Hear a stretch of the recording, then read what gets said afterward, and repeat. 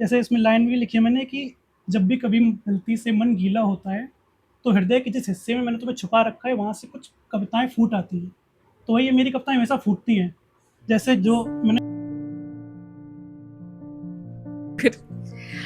अभी हमारे पास शिवनाथ है जो थोड़े से ऐसे शांत शांत से लग रहे हैं, लेकिन अपनी कविता से काफी चीख चीख निकलती है इनकी कविता से। तो शिवनाथ के बारे में जानेंगे। शिवनाथ, आप अपने बारे में बताइए और अपनी राइटिंग जर्नी के बारे में। हाँ, तो मेरा नाम शिवनाथ है और मैं इंजीनियर हूँ। तो राइटिंग जर्नी तो मेरी ऐसा लगता है मुझे कि लिखने से पहले मैंने पढ़ना बहुत पहले शुरू कर दिया था। मतलब जब मैं स्कूल जाने से पहले जो किताबें आती थी कुछ कहानियों वाली या फिर जो नॉर्मल हमारी हिंदी की बुक्स रहती थी, तो जब भी होता था ना हम लोग अगली क्लास में जाते तो क्लासेस की बुक्स आ जाती थी पहले से। तो मेरा ये रहता जितनी भी हिंदी की किताबें थी तो उसमें जो कहानियाँ थी मैं सारी पढ़ लेता था। तो वही है कि जो संचय हुआ ना वो सारा, तो वो किताबों से पढ़ पढ़ के होता गया और मुझे पता भी नहीं चला मैंने लिखना कब शुरू कर दिया।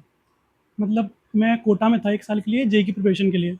तो उस टाइम पे मैं कुछ-कुछ लिख देता था, कभी रात में पढ़ते-पढ़ते कुछ मन हुआ तो कुछ लिख दिया, लेकिन मुझे ये नहीं पता था मैं क्या कर रहा हूँ ये, कि ये कोई कविता है, कोई कहानी है या फिर इसे कैसे प्रेज़ेंट कर सकते हैं। फिर जब मैं कॉलेज में गया तो वहाँ पे हमारा हिंदी का एक पोथी सोसाइटी थी, तो वहाँ उसमें मैंने जॉइन किया तब मुझे पता चला कि अच्छा कैसे-कैसे चीज़ें होती हैं। तो वहाँ से जितना संचय क्या हुआ था मेरा वो सारा वहाँ पे निकला। तब से फिर यहाँ पे आए तो यहाँ पे ओपन माइक्स में जाने लगा, लोगों को जाना। तो वहाँ से कविताएँ और मेरे कविताओं पे लिखने का ऐसा है कि मैं ऐसे बैठ के कभी नहीं लिख पाता हूँ कि मैं सोचूँ कि जैसे सर ने भी जब मुझे बोला कि ऐसा कुछ लिखना है, तो बहुत दिन तो मैं ट्राई करता रहा, कुछ लिखा ही नहीं गया मेरा। जैसे इसमें लाइन भी लिखी है मैंने कि जब भी कभी गलती से मन गीला होता है, तो हृदय के जिस हिस्से में मैंने तुम्हें छुपा रखा है, वहाँ से कुछ कविताएँ फूट आती हैं। तो वही ये मेरी कविताएँ हमेशा फूटती हैं। जैसे जो मैंने बताया ना एक में एक दूसरी कविता है चमकीली दुनिया, वो मैंने लिखी है, वो फूटी नहीं है, इसलिए मुझे वो नाइस। पसंद नहीं है। तो उसका कुछ पार्ट है जो मुझे अच्छा लगता है क्योंकि वो मुझे लगता है कि वो ऐसा अंदर से निकला है। राइटर्स के साथ ये होता है, मतलब जब हम अंदर से निकलता है तो वो हाँ। कविता हमारी फेवरेट हो जाती है, और जब हम जबरदस्ती बैठ के लिखते हैं तो ऐसा। हुँ। तो आपको एक आसपास क्या मोटिवेट करता है जो आपकी कविता फूट सकती है जिस चीज को देखकर, वो क्या है? तो मुझे लगता है कि सिचुएशंस लाइफ की अलग-अलग है या फिर हम किसी और को देख के कुछ इंस्पायर हो रहे हैं। जैसे कहीं पे मैं गया हूँ, वहाँ पे कुछ हो रहा है और मुझे लग रहा है यहाँ पे मैं ना बोल के कुछ कर नहीं पाया, तो मैं चाहता हूँ कि मैं उसे लिख के कुछ कर सकूँ। तो वहाँ से वो एक थॉट रह जाता है और फिर जब भी ऐसा होता है तो वो थॉट फूटता है और वो कविता बन जाती है। तो इसमें जो कविता है जो आपको फूट के निकली है, हुँ। उसके पीछे का इंस्पिरेशन आप बताएंगे?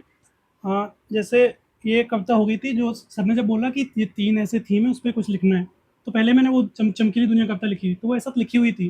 तो मैंने अपने फ्रेंड्स को भी भेजी, उन्होंने बोला बहुत अच्छी है।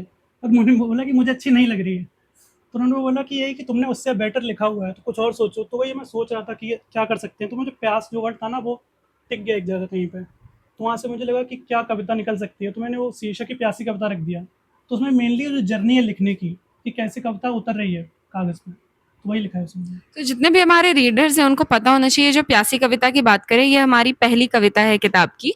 और मैं आपसे 2 लाइन सुनना चाहूँगी, हुँ, और एक और सवाल होगा मेरा उसके बाद, बट पहले आप 2 लाइन बता दीजिए। ठीक है। ये प्यासी कविता की जो एंडिंग है वो मैं पढ़ता हूँ। पता है, तुम्हारे अभाव में इन प्यासी कविताओं ने ही मेरे आत्मदाह के प्रयासों को स्थगित कर मुझे शब्दों की खोज में व्यस्त रखा था। दुखद है, तुम्हारे विरह से मुक्ति इन प्यासी कविताओं का मृत चेल ओढ़कर आएगी। Thank you. सर, मेरा लास्ट क्वेश्चन है, क्योंकि आप यंग हैं और आप लिख रहे हैं और आप आगे भी लिखेंगे, तो जो अगर बडिंग राइटर्स हैं, जो हमारी नेक्स्ट जनरेशन है, वो लिखना अगर चाहती हैं, तो उनके लिए अगर 2 सजेशन देना होगा आपको, कि अगर आप लिखने का ट्राई कर रहे हैं, कोशिश कर रहे हैं, तो आप क्या 2 सजेशन देंगे? जो लिखना चाहते हैं या सीख रहे हैं। हाँ, अगर लिखना है तो लिखने का ट्राई मत करो, मैं तो ये बोलूँगा। क्योंकि जो लिखने की जर्नी है ना वो खुद से होगी। अगर ये सोच के बैठोगे कि नहीं मुझे कुछ तो लिखना है, मुझे कुछ परफ़ॉर्म करना है, कुछ छोड़ देना है, तो कभी नहीं लिख सकते। क्योंकि जो लिखना है वो खुद से आता है, नहीं तो नहीं आएगा। यही है थैंक यू मेरा। So much, thank you so much Shivnath.